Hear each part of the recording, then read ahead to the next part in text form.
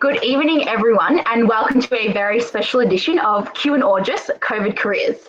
My name is Lara Czysnok, and I'm currently the Campaigns and Education Officer for New South Wales. I'm currently studying a Bachelor of Laws and a Bachelor of Communications.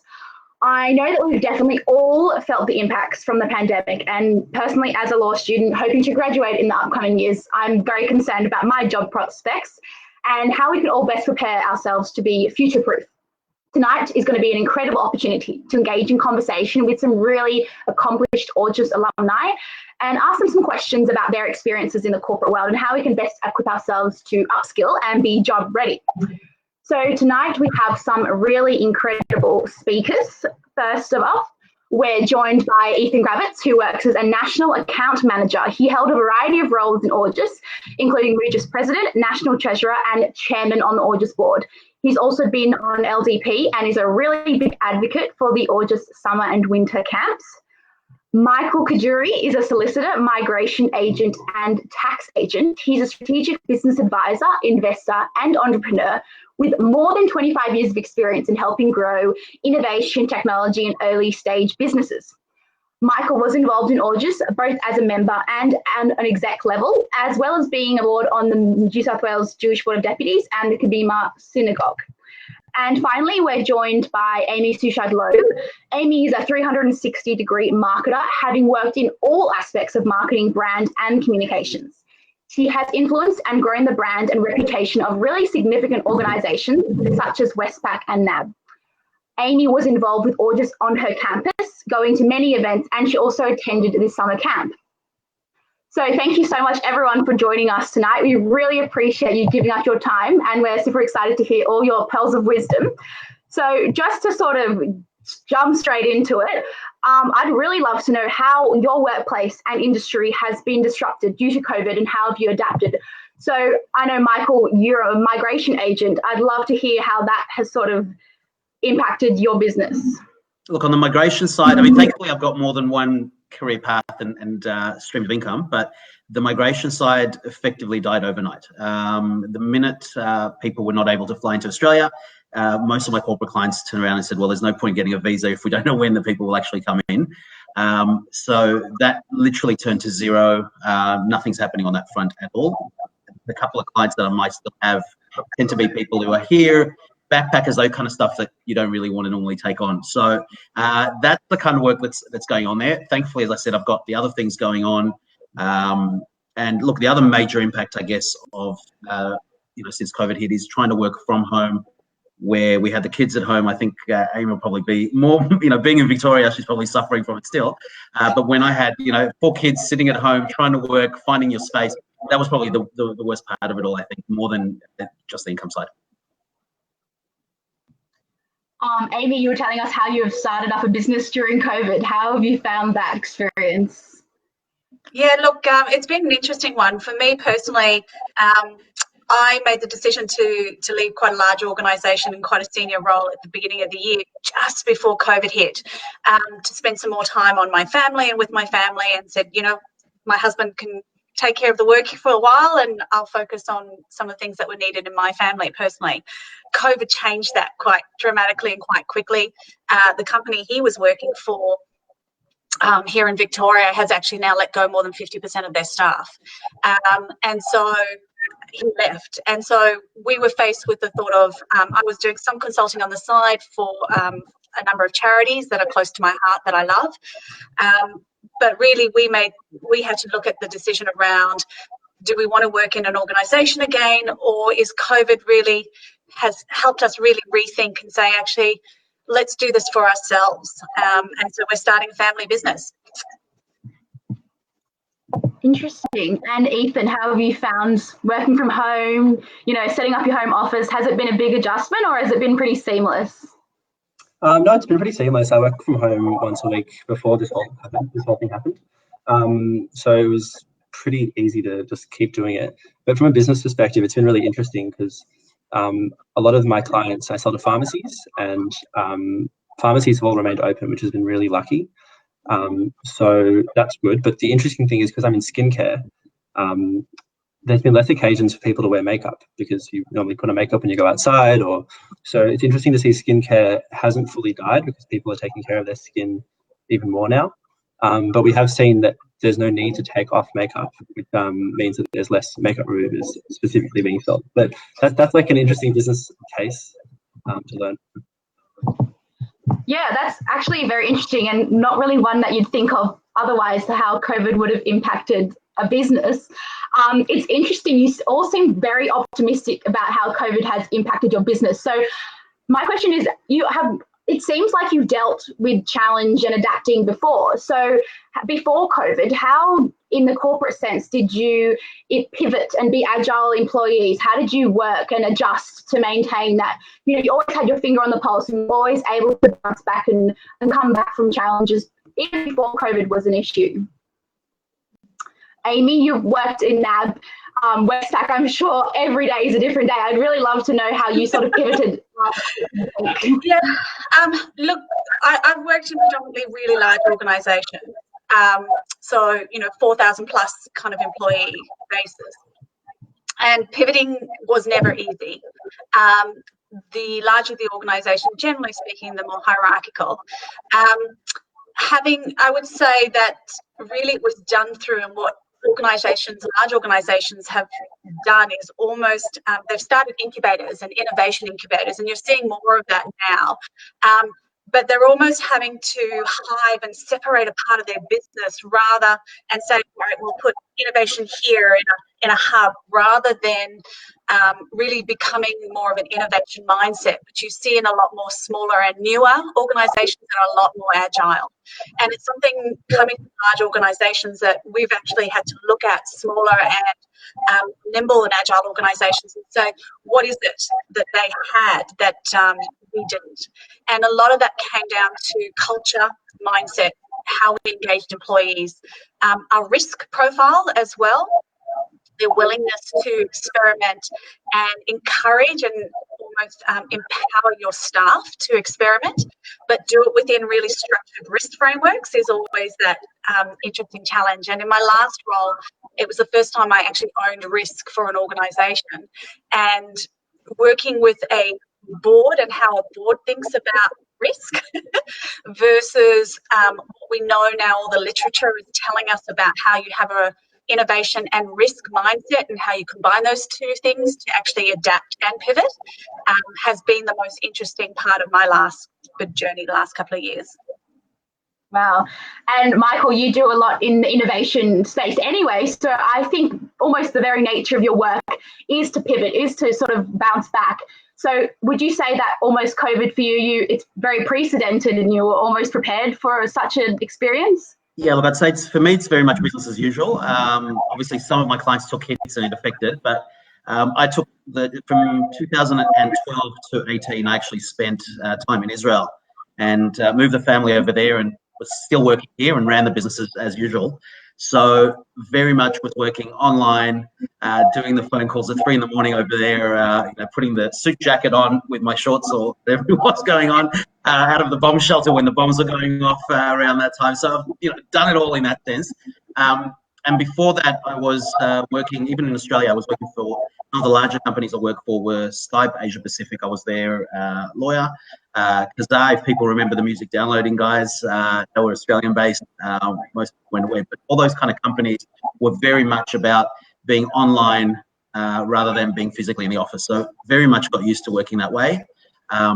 In my whole style of working, very different. I guess the opposite of Aimee in the sense that I always worked with the smaller companies. Had 2 of my own startups, which I successfully exited just right after, a couple of years after university. So always jumping around from thing to thing, not just sitting down and doing the one career. So yes, for me, I actually see these things as opportunities.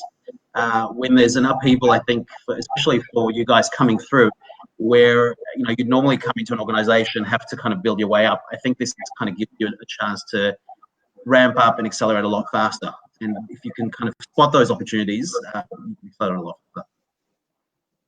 And Ethan, how do you feel that you were best prepared for such a challenge, or did it kind of just flip everything on its head for you? I think that similar to what Mikey said, like always looking for the opportunities and having that growth mindset is, I think, the key to any change experience that you're ever going to have. Like when you're working, there's always going to be fires that you have to put out, or things that happen, or they can be industry, legal, competitor activity that could just completely change the course of what you had planned, and you just have to adapt. You just get together and think about it and move on. Like I think everyone will just experience that over time. Yeah, I think it's more important than ever to really try hold on to that glass half full mentality, that sense of positivity and optimism. Speaking, in Victoria at the moment, it's challenging. Lockdown, like full lockdown, has been really tough, and I've noticed just through social forums, whether that's personal or business, people's mental health has really been challenged at the moment. And so having that positivity and that growth mindset as well that Ethan speaks about, that willingness to try, think differently, move as quickly as you can, is so important. But I think trying to do that at the same time as having a kind of risk awareness. So, in a corporate or a business sense, what you keep a pulse on your key risks. Or hopefully you do. I think good business this day does. What a pandemic has really shown us is, number one, you can't predict every risk and therefore control every risk. And so your ability to let go of that control, I think, has been the most challenging thing for a lot of people. I know for myself, I'm a control freak, and my big personal development has been really letting go. And willing to go more with the flow and try new things and experiment. And if I'm going to fail fast and pick yourself up and try the next thing. Yeah, that's really interesting, especially coming from a lot of workplaces are very risk averse, whereas now we're like, well, if we're not going to do it now, we're never going to have the opportunity to dive in. So, and we're also seeing a lot of companies being like, we didn't think we could do it this way. We're all working from home. We're all working better than we've ever before. What does a post-COVID workplace look like? Is it a place where people are more socially connected and more productive? Travel times cut down, people are saving money on coffees, or are we seeing a much more sort of dispersed and disconnected workplace where people are just sort of running their own race? Michael, how do you see sort of the investment tech startup space coming post-COVID? Look, I think from my point of view, I don't think much has changed. The only part that we're probably losing out on is the water cooler effect. When you're getting people together, just chit-chatting about the less productive stuff and new ideas come out. That's definitely being lost a bit. And we're trying to do things to overcome it. Meeting people for coffees in such ways that, socially responsible, not like Victoria, of course, but in New South Wales we can. And we are, things like Zoom meetings where we try to as well be a bit more sociable. That does work. So we're doing things that try to replace that, but definitely I feel that's the biggest loss in terms of what was and what we've got going forward. On the other side, I see opportunities and growth for a lot of companies that are doing things in the online space for conferencing, video conferencing. I've got a few clients here in Australia that their business have grown massively, probably 100 times what they were just before COVID hit. And those are getting quite a lot of investments going into them. They're growing. Just a lot of things happening in that space. So again, if you keep an eye out, there is always someone growing and gaining out of the opportunity that's been created. Yeah, Ethan, are you missing the water cooler, chit chat? How was your weekend, or are you finding yourself more productive? A bit of both. I was one I'm the kind of person that walks around the office and just chats to everyone every single day. I think it's a really important thing to do. I think that's going to be one of the biggest challenges that companies are going to face, and that is, how are they going to be able to communicate their corporate culture? How are they going to be able to allow employees to bond together, form relationships? And because that is the key to a company's success, or one of the keys, at least, as many. I had a great routine. I used to ride my bicycle to work. I have a really, really great colleagues that I love working with. We're in a share space. There's a lot of different companies that work there as well. So I used to go for coffees with many different businesses all the time. So I missed that. I definitely missed that. But I also like sleeping in, waking up before I have to get into work into work, wearing whatever I want, and then but I also find that I'm working later sometimes because I don't have that like, oh, I have to get home and have dinner. I can just sit at my desk and have dinner, and then I can just keep going, and then next thing you know, it's like late at night, and I've just haven't stopped. So it's got its pros. I think that we've seen this kind of roller coaster of everyone at first working from home was like, yeah, this is this is the way of the future, and flexible workplaces are now going to hopefully come out of the positivity of COVID. And certainly now, the more homeschooling, the more working from home, I think we've started to see the shift the other way, where people are really missing their office and their work environments. The hope is we'll find a happy balance post-COVID, whenever that might be, where there is the flexibility and people can, I've seen on LinkedIn and Facebook all these thousands of people doing polls, right, about, thumbs up if it's working from home 5 days, 4 days, 3 days, 2 days kind of thing. And you always see people now looking towards that middle ground of some working from home and some in the office. But I think what Ethan was reflecting is so common now, that people working from home are starting to lose that break between their personal lives and their work lives. It's become kind of amorphous, and that's not really great for people's mental health either. Yeah, especially when you're on Zoom with someone and you can see their bed is in the background and they're working and sleeping in the same place. I mean, Ethan, it's just not very good for sort of distinguishing between, work and play. And I think later on we're going to see the impacts of people sort of really not having set boundaries. And I can see also, Aimee, on LinkedIn, I'm seeing a lot of people sort of creating tallies of how much money they're saving, not using their Opal card, but not buying coffee, but then they always go out for lunch, and sort of that, finding that happy medium. And I think that the happy medium is, working from home a few days, going into the office, reconnecting with your team, and just creating that sort of balance. Moving on to sort of more of a, I suppose, AUJS take. We all know that we live in, a very multicultural society, but sometimes being Jewish can pose challenges in the workplace. And I know that Michael actually talked about this. He said how sometimes it can be hard, how do you tell your employer, oh, I want to have Rosh Hashanah off? And it's definitely, as young students or just people, we are very conflicted. Do we put AUJS on our resume? How do we feel about, being openly Jewish in the workplace? Is that something we want to tell our employees? And it's definitely something, going through grad recruitment, that I don't know how comfortable I am with being so open. So in your professional experience, how have you felt, Ethan?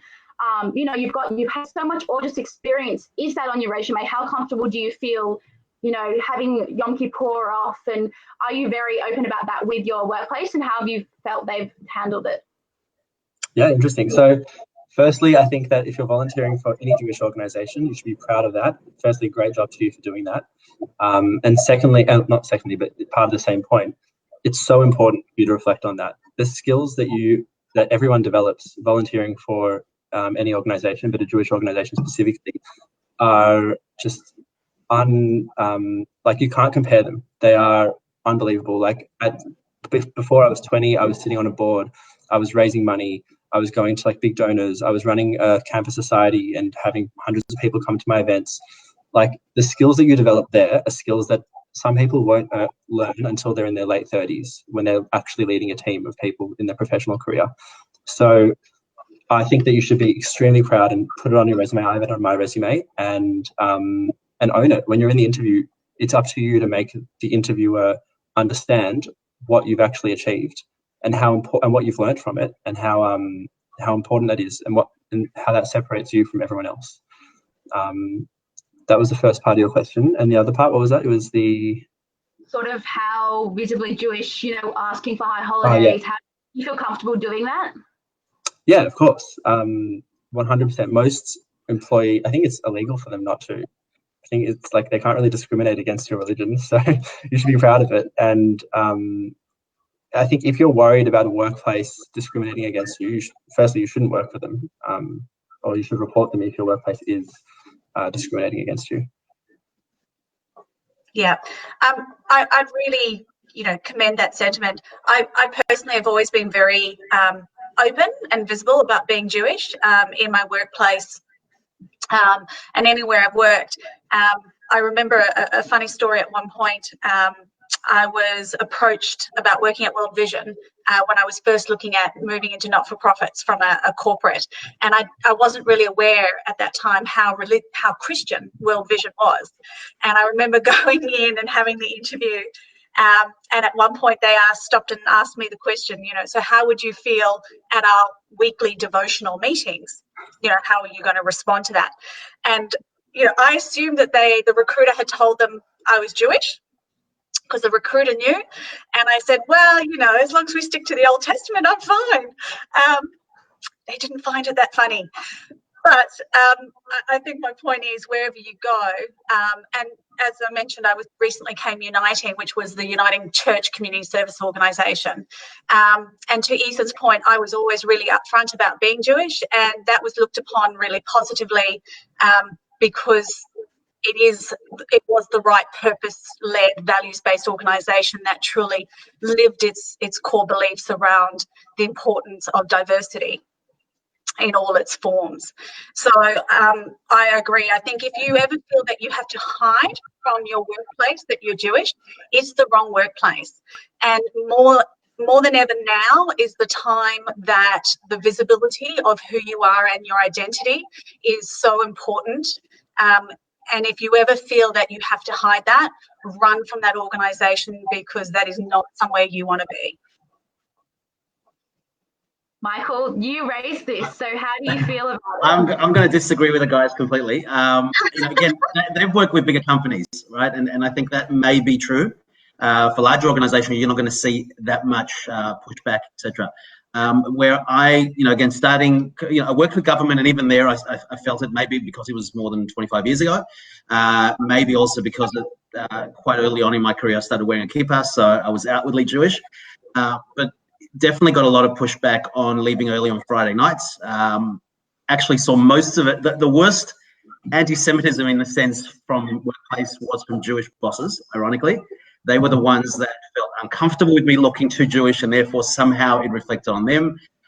They were the ones who were always pushing back on leaving early and all those kind of things. So, look, I don't necessarily agree that you can always have the luxury, especially when you're starting your career, of just running away. I've had clients who openly hate Jews in Israel. I've done work as a lawyer for the Iranian government, for example. And, at the end of the day, they were a client, they were a good client, they paid well. I couldn't take the approach of, oh, well, I'm not going to, especially early on in my career, not take those on. So I think sometimes you've got to find that balance. I actually found that the anti-Semitism to a degree worked to my benefit at some point, and I embraced it. So when I started going to networking functions, when you're the guy with a kippah and people have this attitude of Jews are well-connected and have money, suddenly you became the focus of conversations. So I kind of said, yeah, well, why not embrace it, go with it. So, again, maybe it's different for big corporates. I think definitely you can push back and say, report them, do things like that. But when you're starting with a small business, if it's a startup, there's no way you've got that luxury. I think you've just got to sometimes shut up a little bit, embrace it as best you can, fight for what you can, and eventually once you get established in your career, people will just accept you. I'm going to disagree. I think in the last 5 years and moving forward, I don't think that you would experience that at a startup organization. I think people are much more considerate and flexible these days. For example, working from home. I mean, some of my clients have said that before their companies would never have allowed them to work from home, and now they're forced to, and that's opened the eyes of the employees. So a bit of flexibility, leaving at 3 o'clock on a Friday, but staying till 7 o'clock on a Tuesday to make up the difference. I don't think that's going to, it's not going to hurt anyone. So I think that these days, companies are going to be a lot more flexible. So it shouldn't be something that you should worry about. And if you are worried, then bring it up and say, is it okay if I have a more flexible structure? You can negotiate this. Everything is negotiable when you go for a job. And you can negotiate a more flexible working structure where you have Friday off completely, or you finish early on a Friday, but you work later on a Tuesday. So don't think that even if you're going for a grad job, everything is negotiable. Yeah. And I 100% yeah, I disagree with that. Look, and I've got to say, today I think a lot of the anti-Semitism is not as blatant as when I was coming through, but it's still very much there in anti-Israel approaches, and I see it. Even today I see it. I had, for example, even recently I had a meeting with a whole bunch of investors, and they made a comment about my little hat. You know, oh, here comes the little hat club. Me and another Jew were there, and we were openly Jewish. And again, I could have stood up, walked out. Maybe I should have. But at the end of the day, we got the deal done. Then I stopped talking to them. So I've got a very pragmatic approach to it. But yeah, look, I still, and that was last year, so it wasn't years ago. It's still very much there. Maybe it's a little bit more under the surface. Yeah. You know, it's. I agree with you that if you got the luxury, great. But sometimes I think you've got to hide it. Anyway, that's my opinion. Yeah. No, look, I think, Mike, I've certainly, you know, I'm with you. I think there certainly still is anti-Semitism out there. There's no question of it. I've experienced it myself. I think the point for me was more about even early on in your career, whether it's, you know, if you're feeling comfortable about your religion or your sex, you know, your gender or your, you know, sexual orientation, whatever it is. And I think the younger generation, Michael, are much better at this. And I think because of that, we'll see change. Life is too short, and it took me years to learn this, to work where you spend, you know, more than a third of your life for an organisation or with people who your value sets are so different from. And even if it takes you 5 or 6 or 10 or 30 times, if you start off compromising on that, you'll never be happy in a place and in a job. And my hope is that it's a numbers game and you'll eventually find the right place. And when you do, you'll be really happy. But to take, because you feel you're early on in your career, to work in an organisation or for a boss or someone where you feel that need to hide such a strong part of you, then I think wait for the next job or find another job or find another way to get in somewhere else. I personally have been in organisations where I have compromised part of me, working for the wrong type of people, and you are miserable and it is not worth that. And it took me a long time to learn that. Yeah, it's interesting. I mean, my personal experience as a young student in, you know, a corporate workplace, it's very easy to let inappropriate comments slide because you just feel like, well, you know, who's going to listen to little old me?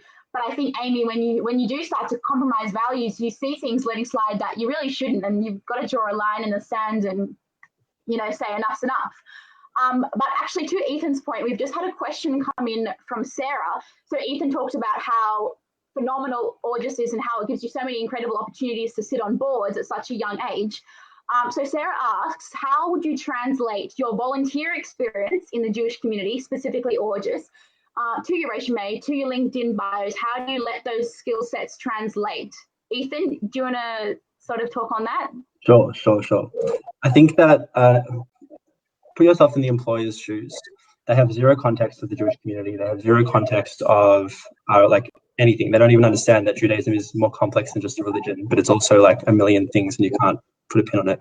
So my recommendation, and this is what I do, is I really dumb it down to just explaining it as an organization. So as in I talk about the Judaism, but when I'm talking about my function, what the skills that I've gained, it's really just an organization. It's a bunch of people getting together with different roles. And when you're on a board, you've got, you know, your chairman, you've got a finance committee, you've got an employment committee, you've got your projects committee. Or when you're in a team of people, you've got, maybe you're the leader, you're the president, and you've got a team of 10 people, and you're trying to plan an event. And you can take it down into that the core skills that you have, which is, you know, your ability to communicate with people, your ability to deal with challenges, your ability to have an idea, run a brainstorm, and then act on it, and then see results and talk about the results that you've achieved. Maybe you've seen growth in attendance at events by 100%. Maybe you ran more events than ever had been run at AUJS, or you raised the most money that has ever been raised for AUJS, or you created a new program like the AUJS Fellowship, which was created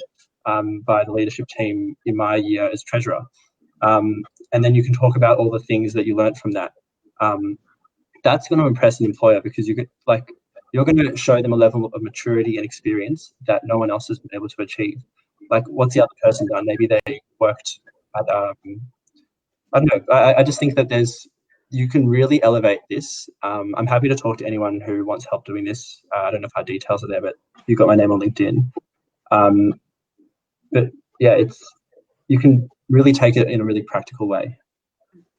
I think the hardest thing when you're starting out in your career, when it comes to your CV or your resume, is to talk to Ethan's point around achievements. So key responsibility in terms of what are the core skills and responsibilities that you've had, and how do you also then talk about the achievements? Because that's really, I mean, CVs, I've done a lot of consulting and help with people on CVs, and I've volunteered with a number of groups working with vulnerable people, helping them with their CVs. And, you know, it really is quite as simple as, don't assume, to Ethan's point, people know the organisation or the title of a role or something, and focus on what were the key responsibilities in terms of kind of competencies or capabilities, and then what were the achievements. And that's the trick really to a CV. And so when you're younger, to have volunteering experience or, you know, board experience or something like AUJS, suddenly gives you that on a CV that, you know, potentially you wouldn't have that. It's an incredible thing to put onto a CV, as well as, to Ethan's point, what you've achieved through those positions. And Michael, you've been on a lot of boards and part of a lot of Jewish organisations. How do you sort of let that translate to your CV? Look, honestly, I think probably for the last 15 years, I haven't had to do a CV. That's the truth of it. Earlier in the career, and again, it's more because of the type of work I do and where I'm doing. Early on, you know, I took the approach of very much writing the CV in a way that shows the organisation I'm trying to come into, how I'm going to add value. And I think that's, if I can give one piece of advice to everyone starting, stop thinking about yourself when you're writing and what you've done, but try to tie that back into, okay, this is how I can help you guys. When I'm hiring people, that's what I'm looking for. Don't look for someone who, you know, if I need a researcher, for example, for a role, I'm looking for someone who can go out there and do things that I can't necessarily do, or can help me save time. So if that comes across in a CV, that's where you can help yourself. And that's where, again, experience in those organizations can show, okay, look, I've done that. If it's fundraising and I know the part of the role that they're looking for is going to go out there and use my network and do fundraising, then you should definitely push that in your CV. I never had the same CV for the same, you know, for every employer. I think, you know, the key is always amending it and focusing it on what they're looking for and trying to understand what they want. So that's the only advice I can give everyone. Going on from advice, I'm sure everyone watching would love to hear, in terms of, you know, graduate recruitment, first job out of uni, what do you wish that you knew, and what would you have told your old self? Aimee, what would you have told your 21-year-old self going for a grad job?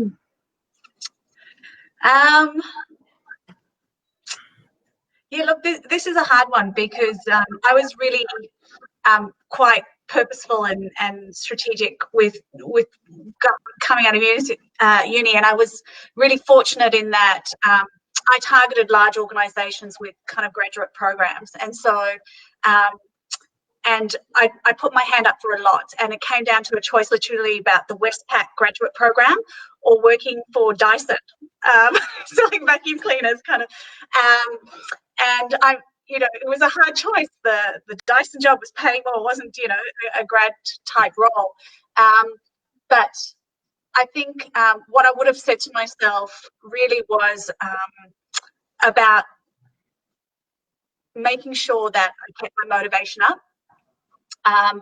And to Michael's point, I think it took me a little while when I was going for a lot of jobs on understanding that how do I tailor who I am to what they want, and really how to position myself as adding value to an organisation.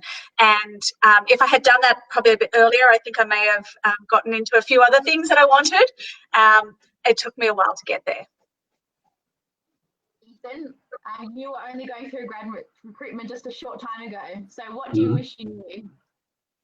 There's so many things I wish I knew, but I think the one important thing that people should take away from this is, and I don't know how to phrase this well, but really think about the company that you're applying for and how hard it is for them to recruit a grad. They have, like, if you're looking at the top 100 grad companies that you find on the grad forums, they get thousands of applications a year. So what are you going to do to stand out from them? And the answer is, it's not going to be what you write necessarily on your application.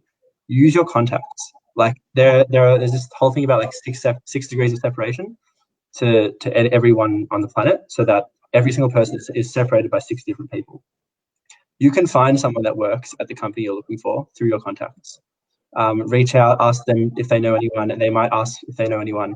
And every single time I applied for a grad program, I did that, managed to get in touch with somebody, and then I would ask them questions, and I would get in touch with the person, ask them questions, learn about the company. And then by chance, some of those people would recommend me for the roles. Otherwise, how are you going to, like, if you just submit an application, how are you going to know that application is going to be read? I think that you have to really think practically about this. And if you want something, you have to do everything you can to get it. Otherwise, because if you don't, someone else is going to do that. I don't know if that is good advice to give, but that's my opinion. Especially, now more people are applying for jobs than ever before. So, just, do you have any advice on how to stand out in terms of, writing a cover letter, or how you can best sell yourself and sell yourself as someone who's different?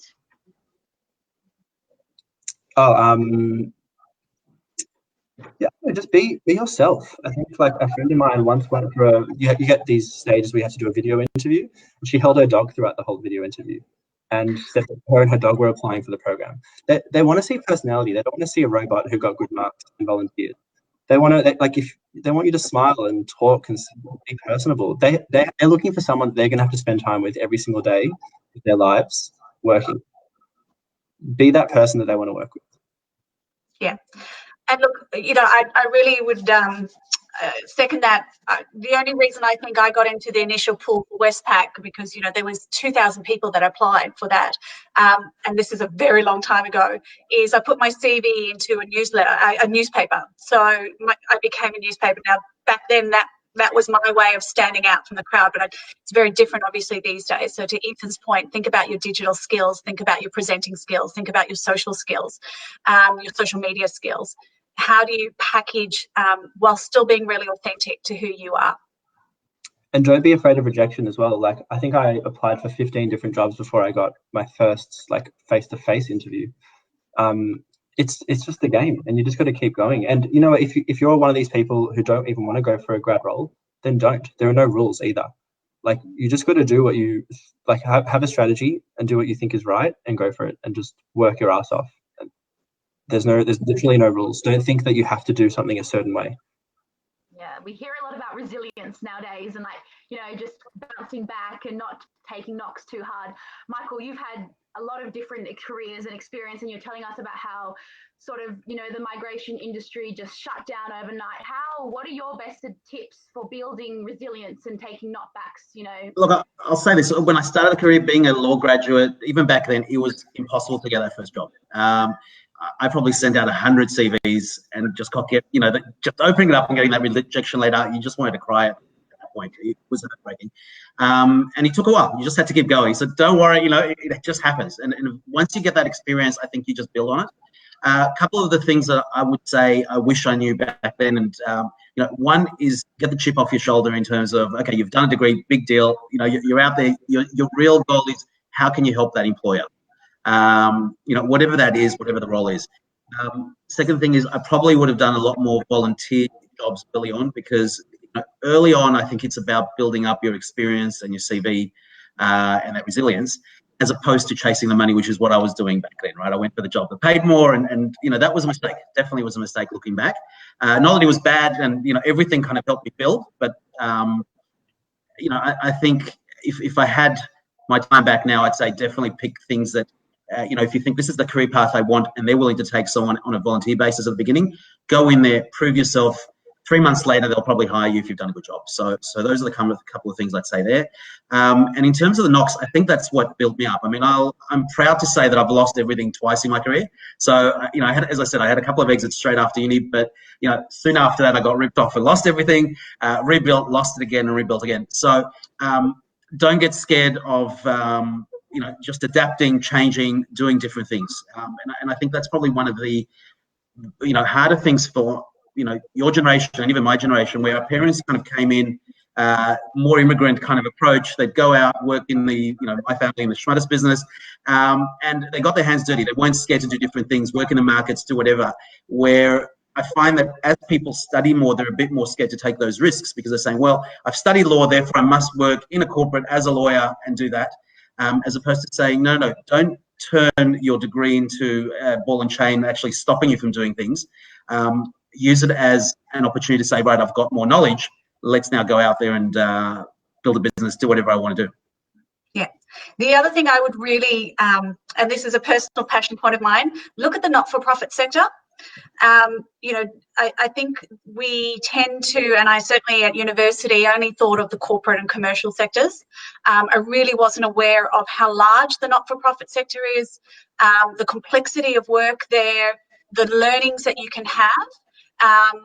And so really think about the full scale of work opportunities out there, not just your more traditional kind of commercial organisations.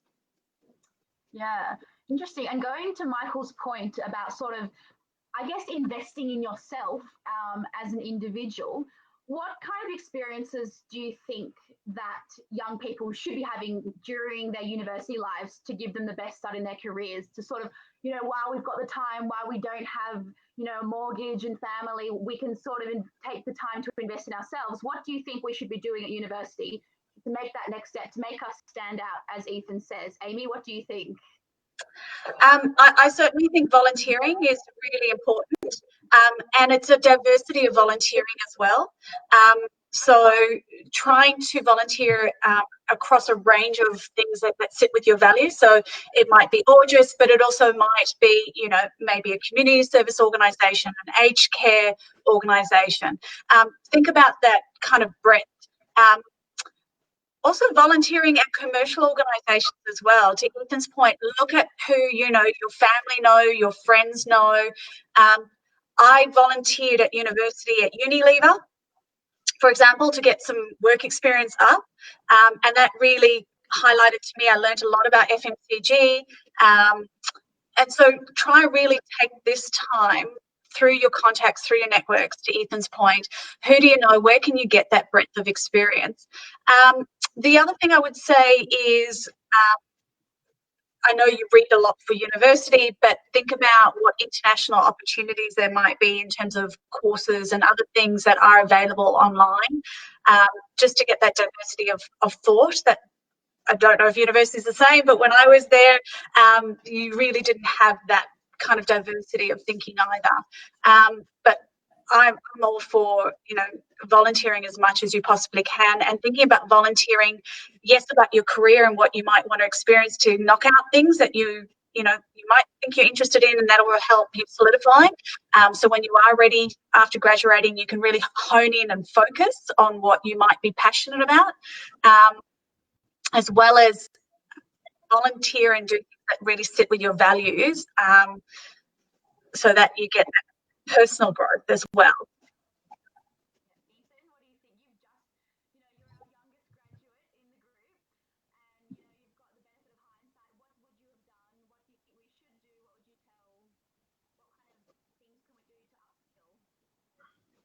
So there are a lot of organisations around that you can go to events as well, or you can, they have guest speakers, they talk about different technical and business skills that you should learn. It's also an opportunity for you to meet potential recruiters or meet people from companies and gain their perspective.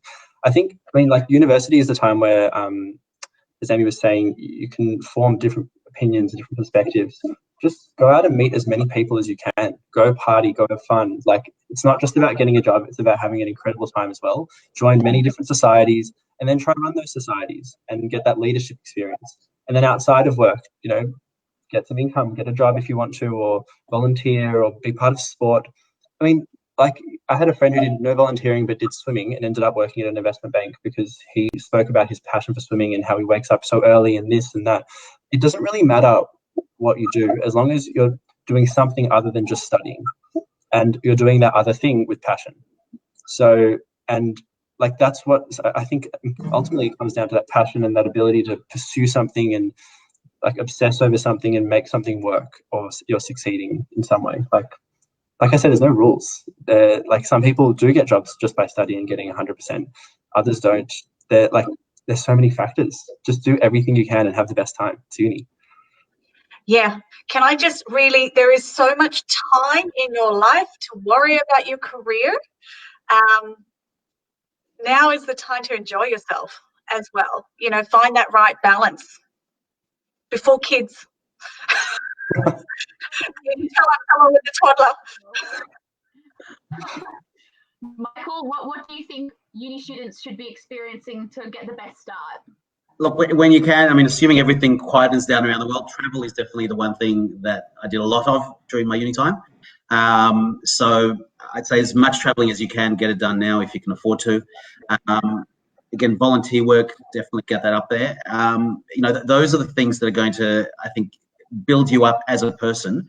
I took time off right after uni. Instead of going straight into work, I took time off and went to Jerusalem to study for 6 months, because that's something that was a passion of mine personally, and everyone thought I was crazy. Who does that right after? Go get your first job. But I didn't. So, you know, if you can do it, definitely that's the time, because you're just not going to have that opportunity later on. I did the same thing. Straight after uni, I went to the UK. Travel.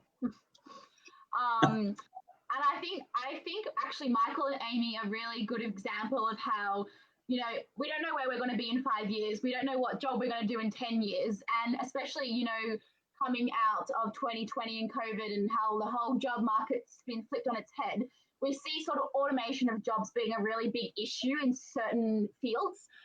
How do you think that we can sort of future-proof ourselves to ensure that although I have this skill set now, I will be able to prepare myself for perhaps another pandemic or for my field to be automated?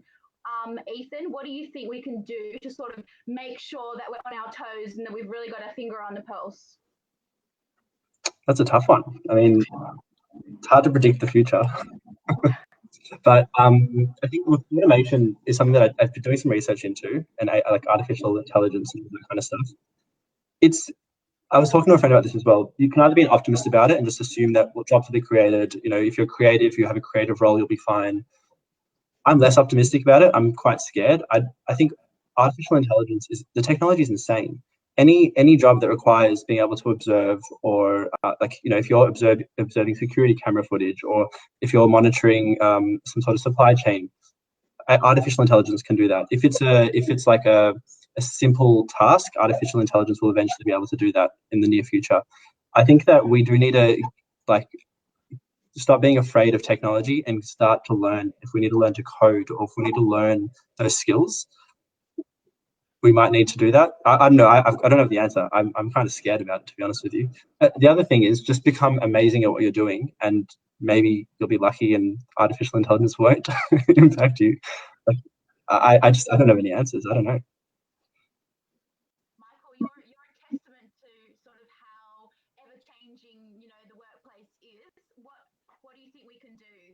Look, I think in terms of the changes that are coming, I see it very much in the law industry. There's a couple of companies that I've been involved with as well that are, again, going back to artificial intelligence. I think a lot of what we do as lawyers is taking a precedent, filling in a contract, and computers can do that, right? In time, you just don't need that low-level stuff. But there are areas that are always going to need the input of humans. I think, you know, it's thinking creatively. I see it very much. One of my specialties in law is internet privacy law, for example. Okay, and that was, you know, a big area that recently had massive changes around the world with the European change to their laws around privacy. What I saw come out of that very quickly after was a whole bunch of startups creating automated ways for companies to manage their privacy processes, to update their policies, to make sure that information coming in is recorded the right way. So, you know, and I think very much the law industry is going to see a massive change. You know, during your generation, you will see lawyers are not going to do what they were doing before. So, you know, you can either sit there, panic and say, oh no, what's it going to do my job? Or you can ride the wave, and even more than that, be on top of the wave, which what I mean by be on top of it is look for the opportunities, maybe start your own startup yourself and say, right, I don't need to code, right? I've never learned to code, but I have known, you know, I've got the skill of saying, okay, I'll bring a couple of developers with me who might not have the, you know, they're great developers, but they don't have the personality skill to go out there and get investors and pitch the whole thing. So if you can combine your skills with those people and say, right, I'm an expert in my area, what can I do with that? Where can I take that to the next world and create whatever it is that will bring technology out there? And I think there's always going to be room for humans. I don't think that's ever going to disappear. It's just up to us to find our place within it. Aimee, marketing is a very sort of agile, always moving industry. What is your best advice for making sure that we're, always future-proofing? Yeah, look, I think staying on top of technology is absolutely the critical piece. For me, to Ethan's point, understanding whatever sector you think you're going to look at, what is the technology being utilised? How do you become familiar with it? I'm just reflecting, I haven't had to be literally on the mark on any tools for a really long time. And yet, last 4 nights, I've been literally building a family business kind of website. And wow, I've just had 4 nights of incredible learning.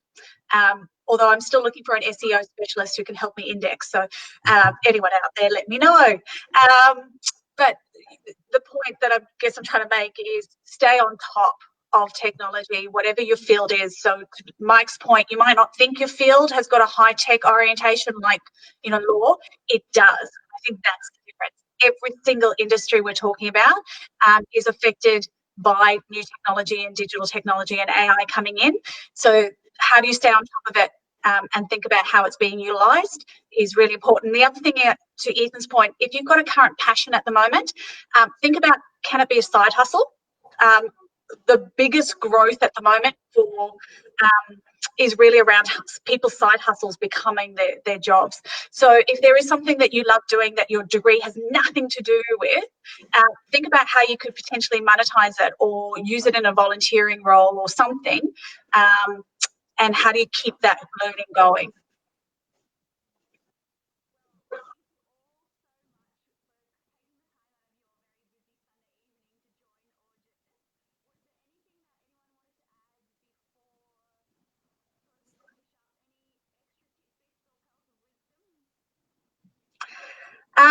Look, my only one is really around AUJS is the power of the people that you meet now. You're much more enabled to keep your networks going. Back when Mike and I were in AUJS, we didn't have we didn't have Facebook, we didn't have social media. We just happened to be lucky somehow that we managed to stay in contact for years. The power of the people and the networks that you will have through groups like AUJS over the years will be invaluable. And keep those alive and keep those going for you for both the personal reasons as well as professional. Excellent. Well, to everyone, thank you so much for tuning in tonight.